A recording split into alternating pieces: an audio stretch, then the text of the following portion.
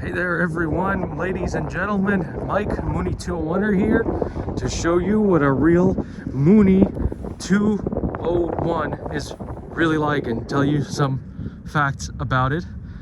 As you can see, it's an airplane. It's something with wings. It can fly. It's very fast, efficient, comfortable, well styled, with great safety features, traveling machine. It's got retractable landing gear, and as you can imagine, this would mean that it's a complex airplane. You might think it's very complex to fly an airplane, that the gear has to come up. You know, you might have to retract it. So to make that possible, there is a electric gear Johnson bar that you don't have to use your hands on, because that would be kind of complicated. So instead, you just raise the switch and the electric gear comes up itself. How clever is that? The airplane retracts the gear for you. It's all thought through. So if you thought it was complex, it's actually not that complicated. So this over here is a 1978 Mooney M20J. That makes it a mid-body Mooney. Pretty much all production Mooneys that you're going to come to find are the M20, but there's a lot of variations of it, from the older vintage models, which were the short body series, and then the mid-years mid-bodies, and then the later long bodies. What's the difference between a short, mid, and long body? Well, if you're the pilot and you're sitting in the front seats, there's really no difference. They all have plenty of space in the front. It comes down to rear seat room, so the short bodies have less rear seat leg room. The mid bodies stretched the cabin and added 10 inches to the rear passenger seat, so there's 10 inches more cabin room. Now the long bodies, even though they're a much longer airplane, they did not add any more length to the passenger compartment, so the rear seat passengers have the same amount of leg room as they do in a mid-body. It's the baggage compartment. They stretch the baggage compartment in the long bodies, but unfortunately the weight limitation for the baggage compartment is the same, 120 pounds, whether it's a short, mid, or long body. So having that extra length in the baggage only helps if you're bringing a lot of bulky but not heavy items. So over here we've got the fuel tank. It takes avgas, and it has 64 gallon capacity in a typical M20J. And all 64 gallons of those are usable, because unusable fuel is not included in that, and that's extra on top of that. Who really cares how much unusable there is? That's just the fuel you're going to pour into it before you ever fill it up on it when you have an empty tank. So maybe when you're getting fuel tank repairs, you care about the fact that you're going to lose a couple gallons and not be able to use them. But other than that, those few gallons of unusable fuel, they just sit in there, and you put your usable fuel on top of it, so it really doesn't matter. Let's talk about airspeed. Mooney is known for being a very fast airplane, and it's known for going 150 to 160 knots in cruise, but sometimes this airplane only goes 135 knots indicated, but that might be at about 8,000 feet, so who cares? That still makes, at 8,000 feet, depending on the temperature, that is about 150 to 160 knots true airspeed. So what indicator airspeed you're going doesn't really matter. It's the true airspeed that really counts. And frankly, this airplane will go 150 to 160 true airspeed if you're doing some of the higher end cruise settings. If you're willing to burn some gas, it'll do 150 indicated at sea level. It'll do 140 indicated, but 150 true at 3,000 feet or so. And at 8 or 10,000 feet, it'll do 135, 130 knots indicated, but that's still about 150 to 160 knots true. So this truly is a 150 to 160 knot airplane, regardless of the altitude. We don't really care about indicated airspeed. Now you might want to keep in mind that this is based on indicated airspeed. If you want to talk about calibrated airspeed, you might have to subtract a whole knot or two to get your genuine calibrated airspeed. So that indicated, what is up with that? Now, this may not look like a four-seat airplane. It might look like it's a crammed little tiny cabin and just two seats, but I'm going to get inside here in just a moment and show you that, believe it or not, it actually is a four-seat airplane.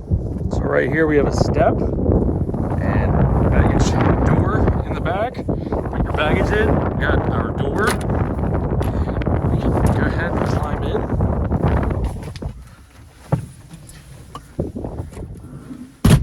This cabin might look fantastic. It's hard to believe that it's a 40+ year airplane. Well, that's because it's been refurbished, like most of them that have been around for this long. It's a redone interior. I had it done a few years ago.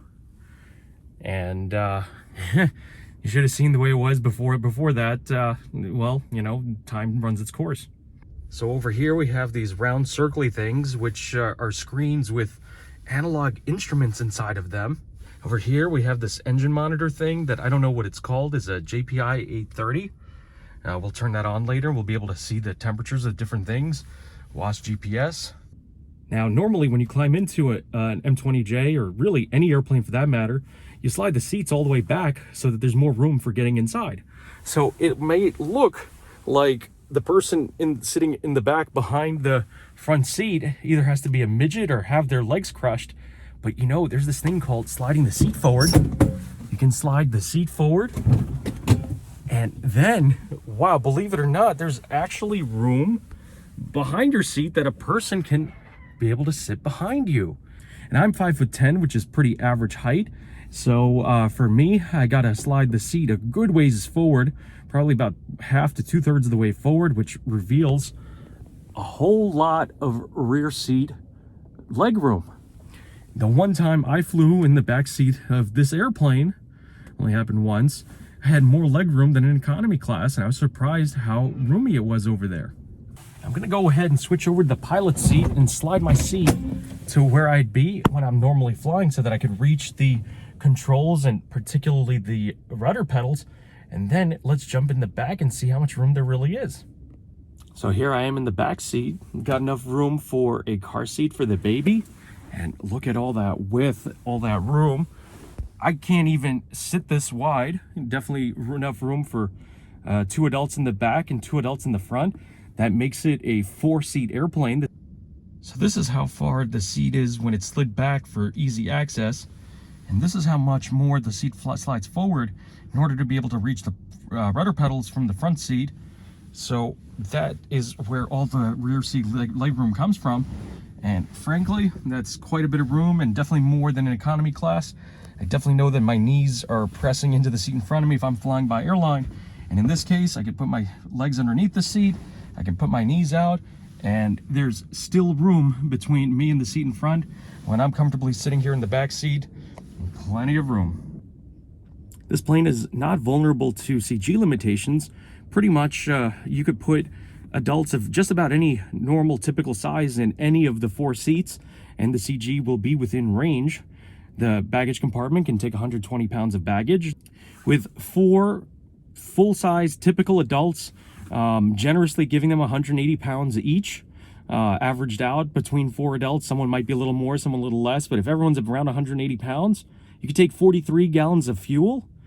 Cabin width in the Mooney M20 is actually wider than most comparable airplanes like the Bonanza or Piper Cherokee, Piper Arrow, by a few inches.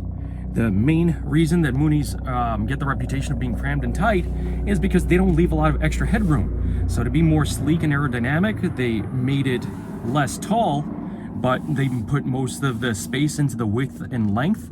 So in a Mooney, you typically sit in the front seats with your legs stretched out.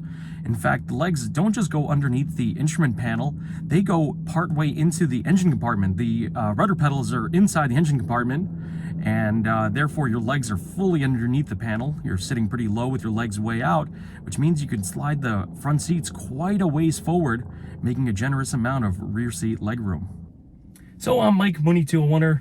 Thanks for watching. I'm happy to share my experience of Mooney ownership, Mooney flying with you. You can check out lots of my videos flying around the US, Canada, and the Caribbean in my Mooney M20J over the last 10+ years on my Mooney 201er channel, Mooney 201er on YouTube. Thanks for watching. Bye-bye.